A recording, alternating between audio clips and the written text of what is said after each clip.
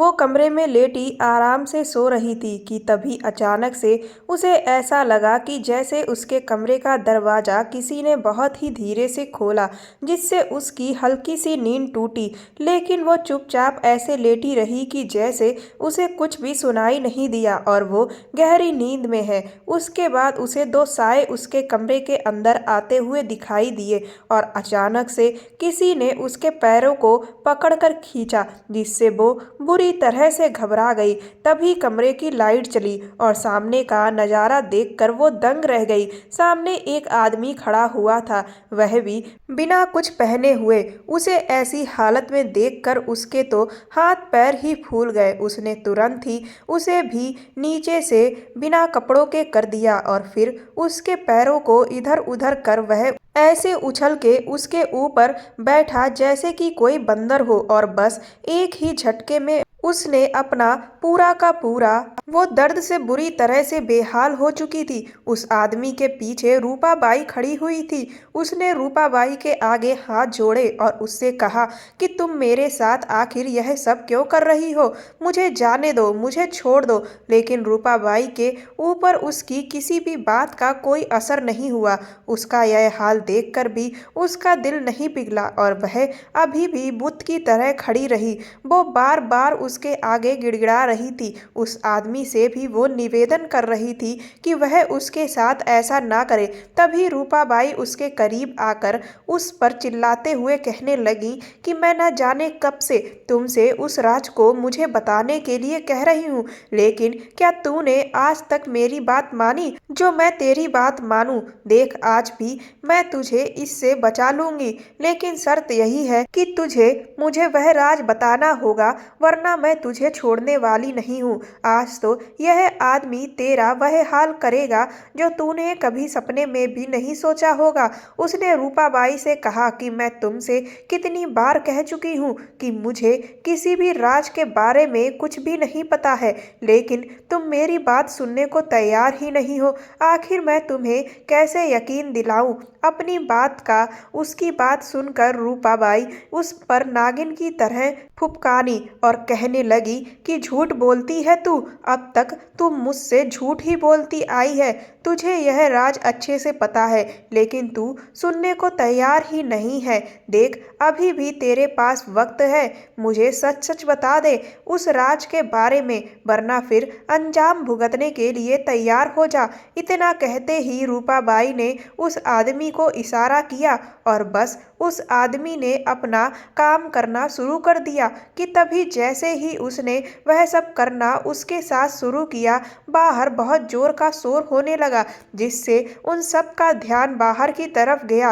रूपाबाई भी हैरत में पड़ गई कि आखिर बाहर ऐसा क्या हो गया जो इतना शोर हो रहा है। तभी बबीता ताई दौड़ती हुई आई और उन्होंने रूपाबाई को आवाज लगाई कि विधायक जी आए हैं और वह बहुत गुस्से में है, इसीलिए तुम अभी के अभी उनसे चलकर मिलो। विधायक जी का नाम सुनते ही रूपा के माथे पर ढेर सारी पसीने की बूंदें आ गईं और उसके हाथ पैर कांपने लगे। उसने तुरंत ही उस आदमी को इशारा किया कि वह उसे छोड़कर रूपाबाई के साथ में चले। उसके बाद वह दोनों उसके कमरे से बाहर निकल गए। बबीता ताई ने जब उसकी ऐसी हालत देखी तो वह उसकी तरफ आगे बढ़ी, लेकिन तभी रूपाबाई उनका हाथ पकड़कर उन्हें बाहर खींचकर ले गई और कहने लगी कि तू मेरा बनाया हुआ नियम भूल गई है क्या? इस लड़की से कभी कोई नहीं मिल सकता मेरे अलावा, चल अब यहाँ से। इतना कहते हुए वह उन्हें धक्के मारकर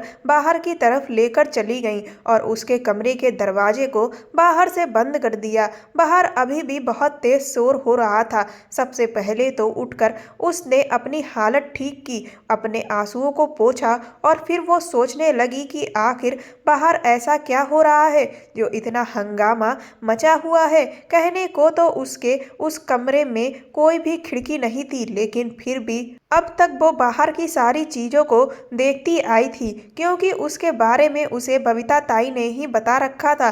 दरअसल उसके कमरे में जहाँ पर उसका शीशा लगा हुआ था, उस शीशे को खिसकाने के बाद पीछे एक छोटा सा रोशनदान था और उस रोशनदान से बाहर का पूरा नज़ारा देखा जा सकता था। वो हमेशा जब भी उसे बाहर की कोई जानकारी चाहिए होती थी या बाहर की हवा खानी होती थी तो वो स्टूल पर चढ़कर उस रोशनदान से ही देख लिया करती थी। इसीलिए उसने तुरंत ही अपने कमरे का दरवाज़ा अंदर से भी बंद किया और शीशे को खिसकाकर स्टूल रख के बाहर की तरफ देखने लगी। बाहर कोठे की सारी लड़कियां एक जगह पर घेरा लगाकर खड़ी हुई थी और रूपाबाई एक बड़े से लंबे चौड़े आदमी जिसने सफेद रंग का कुर्ता पैजामा पहन रखा था उससे कुछ बात कर रही थी।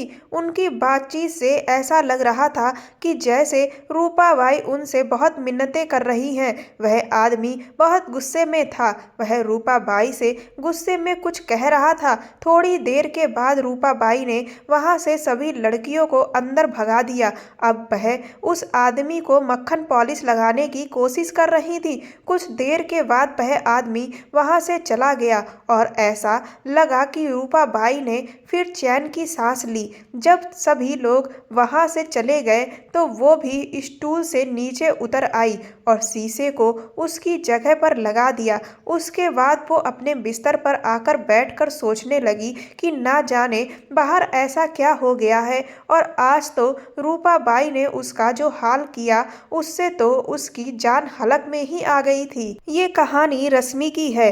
उसे अपनी किस्मत पर बहुत रोना आ रहा था।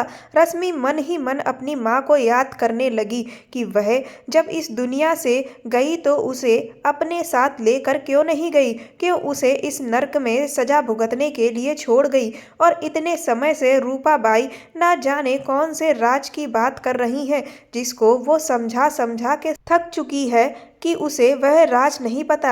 ऐसा आखिर कौन सा राज रश्मि की माँ को पता था जिसे रूपाबाई को इतना डर है कि अगर उसके बारे में किसी और को पता चल गया तो ना जाने क्या हो जाएगा। और इसके बारे में रूपाबाई जानने के लिए इस हद तक गिरती चली जा रही है। यही सब सोचते सोचते वो अपनी पिछली जिंदगी को याद करने लगी। जब से उसने होश संभाला तब से रश्मि ने खुद को अपनी माँ के साथ इस कोठे में ही पाया था।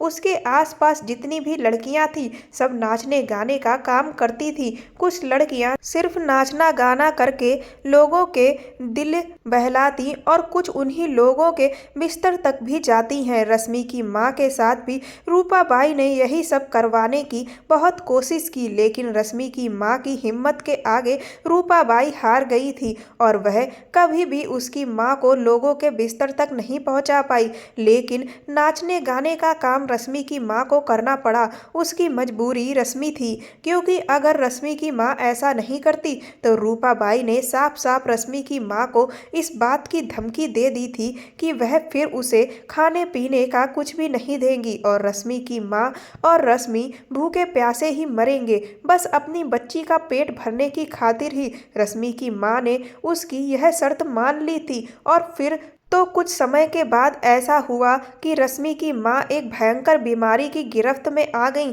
जिसके बाद तो रूपाबाई ने खुद ही रश्मि की माँ पर इस बात का दबाव बनाना बंद कर दिया कि वह अपने ग्राहकों को खुश करे, क्योंकि एक बीमार के साथ तो कोई भी वह सब नहीं करना चाहेगा। जहाँ एक तरफ रश्मि अपनी माँ की बीमारी से बहुत ज़्यादा दुखी थी क्योंकि इतना उसे समझ में आने लगा था कि यह बीमारी रश्मि को रश्मि की माँ से अलग कर देगी, वहीं रश्मि की माँ कहीं ना कहीं खुश थी कि उसे इस नरक भरी जिंदगी से छुटकारा मिल जाएगा और उसे वह काम भी नहीं करना पड़ेगा जो उसकी इज्जत को खराब कर दे। लेकिन अगर रश्मि की माँ को चिंता थी तो सिर्फ रश्मि की कि कहीं ऐसा ना हो कि आगे चलकर रूपाबाई जो अभी तक रश्मि की माँ से नहीं करवा पाई थी वह सब रश्मि से करवाए। इसीलिए रश्मि की माँ बहुत परेशान थी। पर फिर एक दिन ऐसा हुआ कि रश्मि की माँ की मौत हो गई और रश्मि की माँ की मौत के बाद से ही रूपाबाई अक्सर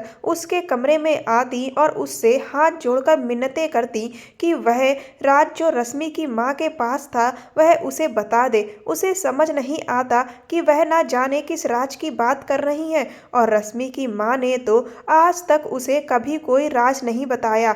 उसने उससे कई बार कहा कि उसकी माँ उसे कुछ भी बताकर नहीं गई है, पर उसने आज तक उसकी बात का विश्वास नहीं माना और इसीलिए कभी प्यार से तो कभी धमकाकर, कभी डराकर वह उससे उस राज को उगलवाने की कोशिश करती रही जो उसे पता ही नहीं है। और बस उसी के लिए आज उसने रश्मि के साथ यह हरकत भी की। इस कोठे में रहने वाली हर लड़की वह सब कर चुकी है जिसके लिए लड़कियों को यहाँ पर लाया जाता है। उसके अलावा क्योंकि उसे रूपाबाई ने सिर्फ इसीलिए बख्श रखा है क्योंकि उसे ऐसा लगता है कि उसके पास वह राज है और अगर उसने उसके साथ वही सब किया जो वह बाकी लड़कियों के साथ करती आई है तो वो उसे वह राज नहीं बताएगी। पर अब रूपाबाई के सब्र का बांध टूटता जा रहा है और इसीलिए अब वह उस पर भी जातियां करने पर उतारू हो गई है।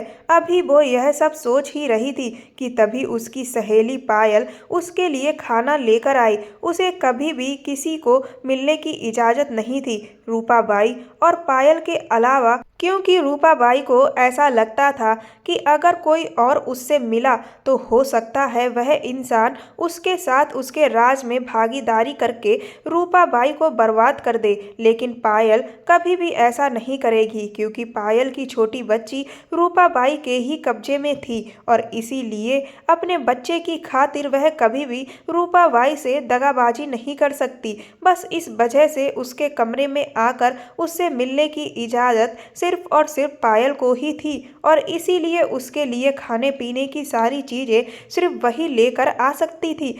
जब से पायल उसके कमरे में आने लगी थी तो धीरे धीरे उसकी भी दोस्ती हो गई। जब उसने दरवाज़ा खोला और उसने उसकी हालत देखी तो वह बुरी तरह से घबरा गई। उसने उससे पूछा कि आखिर तुम्हारे साथ यह सब क्या हुआ, तो उसने उसे सब कुछ बता दिया। वह रूपाबाई को बुरी भली सुनाने लगी, कहने लगी कि इसके जैसी पत्थरदिल औरत मैंने आज तक नहीं देखी। रश्मि ने कहा कि वह न जाने किस राज की बात मुझसे करती रहती है, मैं खुद नहीं समझ पा रही हूँ कि वह मुझसे क्या जानना चाहती है। पायल उससे कहने लगी कि देख रश्मि, अगर तुझे कोई भी बात पता है तो तू उसे बता क्यों नहीं देती और अपनी जान क्यों नहीं छुड़ा लेती। अरे तेरे पास तो बहुत अच्छा मौका है, तू रूपाबाई से उस राज को बताने के बदले में यहाँ से अपनी आज़ादी को मांग सकती है। उसने पायल से कहा कि आज़ादी तो तब मांगू ना मैं जब मुझे कोई राज पता हो, जब मुझे पता ही नहीं है तो फिर मैं उसे क्या कहूँ। मुझे खुद समझ नहीं आ रहा है और मैं उसकी रोज रोज की इन हरकतों से तंग आ चुकी हूँ। पायल उससे कहने लगी चल अच्छा यह सब छोड़ और खाना खा ले। उसने पायल से कहा कि बाहर आखिर किस चीज़ का शोर हो रहा था, तो फिर वह उससे कहने लगी कि अरे तुझे नहीं पता, कल फिर से 4 लड़कियां यहाँ से भाग गईं जिस वजह से रूपाबाई बहुत ज़्यादा परेशान है। यह बात तो उसे भी बहुत हैरान करती है कि इस कोठे से धीरे धीरे करके लड़कियां गायब कैसे हो रही हैं। आखिर बाहर तो इतना सख्त पहरा रहता है और जो पहरेदार है उनका कहना भी यही है कि बाहर उन्होंने कभी किसी को निकलते हुए नहीं देखा, तो फिर कोठे के अंदर ही अंदर से सारी लड़कियां आखिर कहाँ गायब होती जा रही हैं, यह बात किसी के भी समझ में नहीं आ रही है। इसी वजह से रूपाबाई बौखलाई जा रही थी क्योंकि इस महीने कम से कम 15 से 16 लड़कियां गायब हो चुकी हैं। इस तरह से रूपाबाई को बहुत ज़्यादा नुकसान हो रहा है और वह विधायक जो कि रूपाबाई से इस सब की कमाई का हिस्सा खाता है वह भी इन सब चीज़ों से बौखलाया हुआ था। इसीलिए वह रूपाबाई को धमकी देने के लिए आया था कि अगर उसने इन सब कामों पर ध्यान नहीं दिया तो वह उसकी जगह पर यहाँ किसी और औरत को मुखिया बना देगा जो कि अब यह कोठा चलाएगी, जिससे रूपाबाई को अपना आगे का भविष्य अंधेरे में नजर आने लगा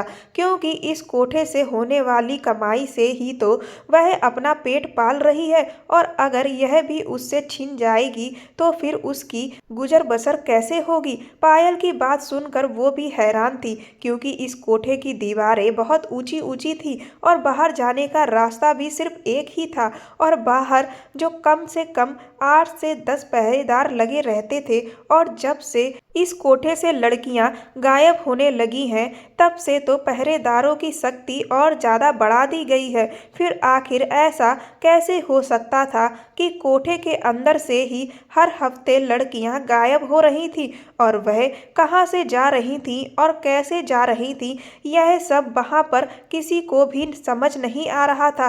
पायल कहने लगी कि काश जो उन लड़कियों को यहाँ से बाहर निकाल रहा है वह हमें भी यहाँ से बाहर निकलवा दे तो कितना अच्छा होगा। उसने कहा, क्या तुझे लगता है कि यह काम कोई यहीं का रहने वाला कर रहा है? पायल कहने लगी कि अगर यहाँ का रहने वाला नहीं कर रहा है तो फिर आखिर कौन है, क्योंकि बाहर का कोई अंदर आता नहीं और अंदर से बाहर कोई जाता नहीं, तो फिर इतना सख्त पहरा होने के बावजूद भी यह सब हो कैसे जाता है? सच में यह एक बहुत बड़ा सवाल था। अब उसे समझ आ चुका था कि आज रूपाबाई इतना ज़्यादा भड़की हुई क्यों थी, क्योंकि इस तरह से अगर एक एक करके उसके कोठे से सारी लड़कियां गायब होती चली गई तो उसका तो धंधा बहुत जल्दी चौपट हो जाएगा और उसकी जो अच्छी कमाई हो रही है वह बंद पड़ जाएगी। और फिर विधायक को अगर उसका हफ्ता नहीं मिला तो वह रूपाबाई के सर से अपना हाथ हटा लेगा। फिर तो आए दिन कभी पुलिस वाले तो कभी और दूसरे नेता उसे परेशान करने लगेंगे और फिर विधायक को भी इस कोठे से बहुत कमाई होती है और जब उसकी कमाई बंद होगी तो वह रूपाबाई की भी हालत खराब कर देगा। अब यह दो बातें उसे हद से ज़्यादा परेशान कर रही थी। एक तो यह कि रूपाबाई ना जाने किस राज की बात उससे पूछती रहती है और दूसरा यह कि कोठे की लड़कियां आखिर अंदर ही अंदर से कहाँ गायब हुई जा रही हैं। थोड़ी देर के बाद पायल वहां से चली गई, लेकिन वो बहुत ज़्यादा उलझन में थी और परेशान भी, क्योंकि आज तो यह विधायक आ गया जिस वजह से रूपाबाई को बाहर जाना पड़ा और वो उस सब से बच गई। लेकिन अब कल ना जाने उसके साथ क्या होगा, क्योंकि अब तो उसे रूपाबाई की आंखों में यह साफ दिख गया था कि वह उसे किसी भी कीमत पर अब छोड़ने वाली नहीं है। अगर उसे उससे वो राज नहीं मिल पाया तो वह उसका भी वही हाल करेगी जो बाकी लड़कियों का करवाती है। यही सब सोचते सोचते तकरीबन आधी रात का वक्त हो गया था। उसे नींद ही नहीं आ रही थी कि तभी उसके दरवाजे पर हल्की सी दस्तक हुई, जिससे वो फिर से बुरी तरह से घबरा गई कि कहीं रूपाबाई फिर से किसी आदमी को लेकर उसके कमरे में तो नहीं आ गई। वो दौड़कर एक कोने में चुपचाप खड़ी हो गई और कमरे की लाइट बंद कर दी, लेकिन उसे सामने से जो इंसान अंदर आता हुआ दिखाई दिया वह तो बबीता ताई थी। ताई को देखकर उसने चैन की सांस ली और तुरंत ही कमरे की लाइट जलाकर उनके पास आ गई। वह बहुत ही धीरे से दबे पांव अंदर आई और कमरे का दरवाजा अंदर से बंद कर लिया। उसने उनसे कहा, ताई आप मुझसे आखिर यहाँ क्यों मिलने आई हैं? अगर आपको रूपाबाई ने मेरे कमरे में देख लिया तो वह आपकी खाल उधेड़ देगी। आपको नहीं पता कि वह औरत कितनी बेरहम है। वह ना तो आपको छोड़ेगी और ना ही मुझे। इस बात पर ताई मुस्कुराने लगी और उसके सर पर हाथ फेरते हुए बोली, मेरी बच्ची, मैं जानती हूँ कि वह औरत किस हद तक जा सकती है। बस इसी वजह से मैं तुझे उस औरत के प्रकोप से बचाने आई हूँ, क्योंकि आज उसने जो भी तेरे साथ किया उससे अब मैं इतना समझ चुकी हूँ कि कल वह तेरे साथ इससे भी ज़्यादा भयंकर करेगी, क्योंकि अब वह उस राज को जानने के लिए बुरी तरह से तड़प रही है, क्योंकि अब वह धीरे धीरे बर्बादी की कगार पर बढ़ने लगी है। उसने बबीता ताई से कहा कि मुझे तो समझ नहीं आता कि वह किस राज के बारे में इतने सालों से रट लगाए हुए हैं। आखिर रश्मि की माँ ऐसा कौन सा राज जानती थी? उसे तो ऐसा लगता है कि वह औरत पागल हो चुकी है। उसके दिमाग में यह सनक भर चुकी है कि उसकी माँ को कोई राज पता था और बस वह अपनी उस सनक के चलते ही रश्मि के साथ जातियां करती आ रही है। बबीता ताई ने कहा कि यह उस औरत के दिमाग की कोई सनक नहीं है बल्कि सच्चाई है। उनके मुंह से ऐसी बात सुनकर उसने हैरानी से उनकी तरफ देखा। वह कहने लगी, हाँ बेटा, रूपाबाई जिस राज की बात कर रही है वह राज सच में है। उसने कहा, इसका मतलब आप उस राज के बारे में जानती हैं? तो वह कहने लगी, हाँ मैं उस राज के बारे में जानती हूँ। यह सुनकर तो रश्मि दंग रह गई। उसने कहा, इसका मतलब आपको सब कुछ पहले से ही पता था? तो फिर आपने आज तक रूपाबाई को क्यों नहीं बताया? वह मुझ पर कितने सारे जुल्म करती रही लेकिन आप खामोश रही, आखिर क्यों? बबीता ताई कहने लगी, बेटा मैं खामोश इसलिए रही क्योंकि मैं अच्छे से जानती थी कि जब तक रूपा को यह लग रहा है कि तुझे कोई राज पता है वह तुझे किसी भी तरह से कोई नुकसान नहीं पहुंचाएगी। तेरी जिंदगी को बचाने की खातिर ही मैंने कभी इस चुप्पी को नहीं तोड़ा, लेकिन अब मैं समझ चुकी हूँ कि वह अब और ज़्यादा बर्दाश्त नहीं कर पाएगी और तुझे नुकसान पहुंचा देगी। बस इसीलिए आज मैं तुझे उस राज के बारे में बताने आई हूँ जो तेरी माँ ने मरते हुए मुझे बताया था। उनकी बातें सुनकर रश्मि बहुत ही ज़्यादा हैरान होती चली जा रही थी। इसका मतलब रश्मि की माँ ने बबीता ताई को वह राज बताया था। इस पर बबीता ताई ने हामी में अपना सिर हिला दिया। ताई ने कहा कि तू जल्दी से अपने कपड़ों को बांध ले और यह ले, मैं तेरे लिए कुछ पैसों को लेकर आई हूँ। आज रात तुझे इस कोठे को छोड़कर जाना है और हमेशा हमेशा के लिए आज़ाद हो जाना है। उनकी यह बात सुनकर वो फिर से दंग रह गई। उसने कहा, बाहर तो इतना सख्त पहरा है तो फिर मैं आखिर आज़ाद कैसे हो सकती हूँ? बबीता ताई धीरे से मुस्कुराई और कहने लगी, बिल्कुल उसी तरह जैसे आज तक इस कोठे से जाने वाली लड़कियाँ जिन्हें सब लोग यह समझते हैं कि वह कहीं गायब हो जाती हैं, वह आज़ाद होती रही हैं, ठीक उसी तरह से तू भी आज़ाद हो जाएगी। उसने ताई से कहा, इसका मतलब उन लड़कियों को आज़ाद करने वाला और कोई नहीं बल्कि आप हैं? इस पर ताई ने कहा, हाँ बेटा, उन लड़कियों को मैं ही आज़ाद करवाती थी। उसने कहा, लेकिन आखिर कैसे और वह राज आखिर क्या है? इस पर बबीता ताई कहने लगी, रश्मि, तेरी माँ ने जीवन में बहुत कुछ झेला है। उसने जिस इंसान से प्यार किया और भरोसा किया उसी ने उसे धोखा दिया। तेरे पिता पहले से ही शादीशुदा थे लेकिन तेरे पिता को कई सारी औरतों से रिश्ते बनाने का शौक था, इसीलिए उसने तेरी माँ को भी शादी करने का झांसा दिया और तेरी माँ ने उन पर भरोसा करके अपनी जिंदगी की सबसे बड़ी गलती की। तेरे पिता ने जब अपनी मनचाही इच्छा तेरी माँ से पूरी कर ली तो उसके बाद उससे छुटकारा पाने के लिए उन्होंने तेरी माँ को इस कोठे पर बेच दिया।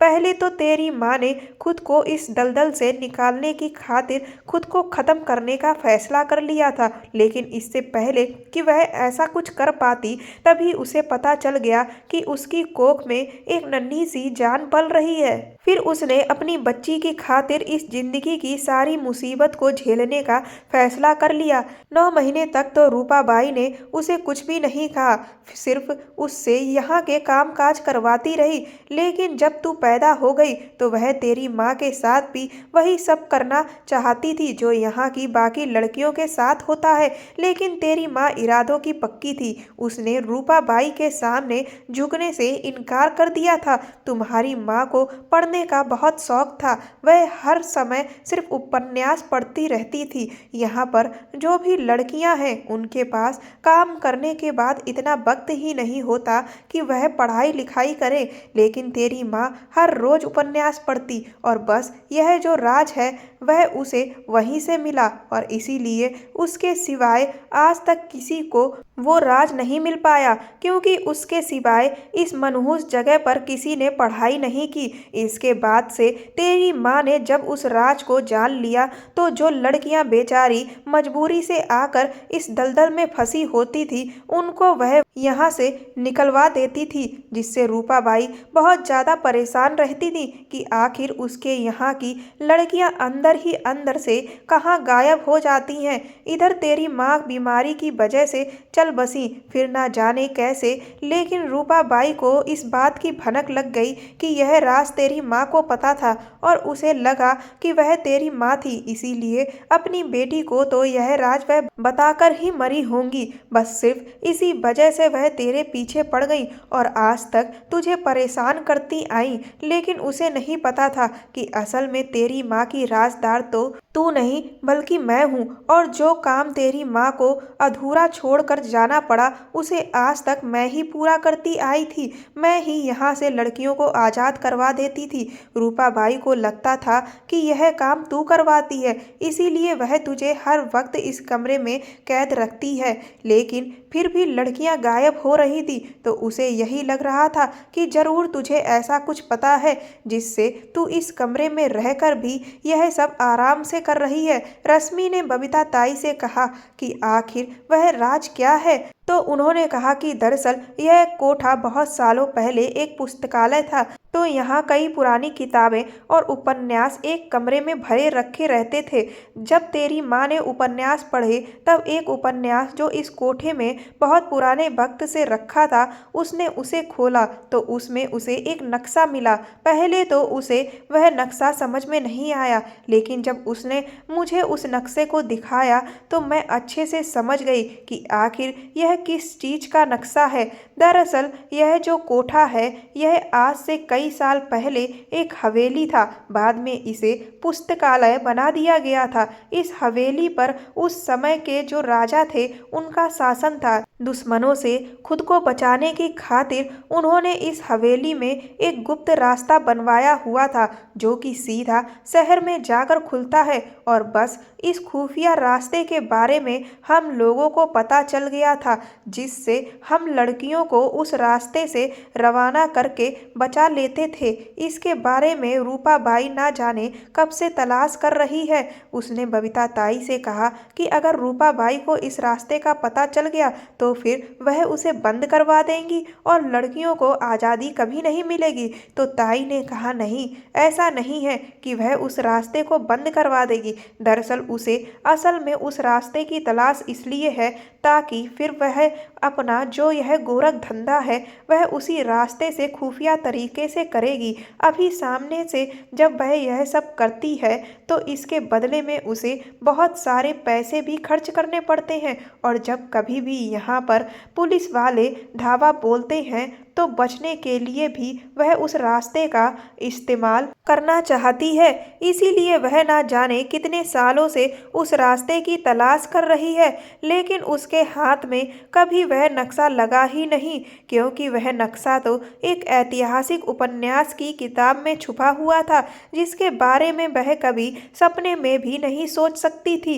लेकिन आज मैं चाहती हूँ कि जिस रास्ते की खोज तेरी माँ ने की थी उसी रास्ते से आज मैं तुझे आज़ाद करवा दूँ। इसके बाद वो बबीता ताई के साथ अपने कमरे से बाहर निकली। सभी लोग सो रहे थे, चारों तरफ घना अंधेरा था। वो दबे पांव कबाड़ घर की तरफ निकल लिए। बबीता ताई ने कबाड़ घर में रखी हुई एक बड़ी सी लकड़ी की अलमारी को बहुत ही धीरे से खोला, और जब उसे खोलने के बाद उन्होंने उसके अंदर का हिस्सा पीछे की तरफ धकेला तो सच में उसके पीछे एक बड़ा सा रास्ता था जिसे देखकर रश्मि दंग रह गई। उसे वहां से अकेले जाते हुए बहुत डर लग रहा था, लेकिन ताई ने उसे हिम्मत देते हुए कहा कि रश्मि मेरी बच्ची, अपने आप को इस दलदल से बाहर निकालने के लिए तुझे यहाँ से जाना ही होगा, और मेरी एक बात हमेशा याद रखना कि रश्मि की माँ का आशीर्वाद हमेशा रश्मि के साथ है। इसीलिए रश्मि को डरना नहीं है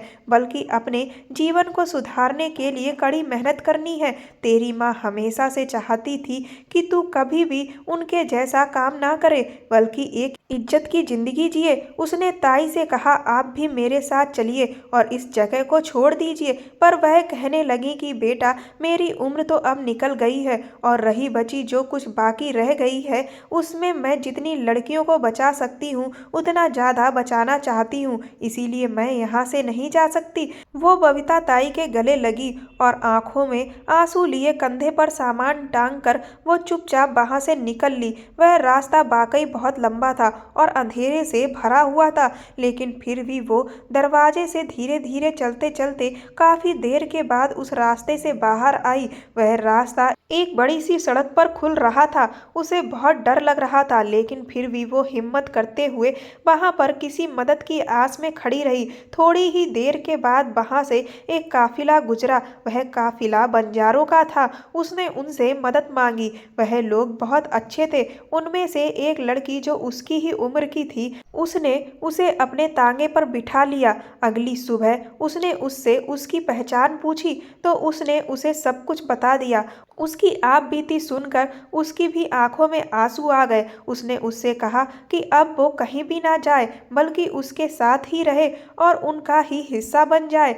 उसकी भी उससे अच्छी दोस्ती हो चुकी थी और इसीलिए उनके साथ रहने का फैसला कर लिया और फिर वो हमेशा हमेशा के लिए उन बंजारों के साथ ही रह गई।